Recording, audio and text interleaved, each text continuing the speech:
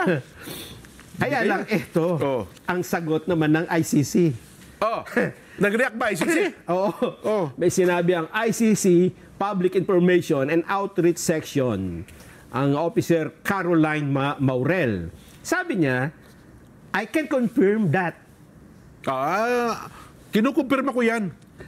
there is no Ah, no chance, no change. walang pagbabago. In the status of Mr. Duterte. Ayun. He is still in the ICC detention center. Ayun. Ang ganda ni Caroline, ha? Ah, si Yan pala. Parang, ayan pala, oh. Oh, yan na ba si Caroline? Oo. dati- Parang nakalimutan. Pero bagay sa kanya kahit hindi magsuklay, no? Oo nga. Blue eyes, eh. Nagtipid eh. Dapat konti, kung lalo pa mas magulo buhok niya, mas maganda lalo. No? At may mga taong gano'n, no? Meron. Kung kailan gumugulo ang buhok, lalong gumaganda, eh. Ayan.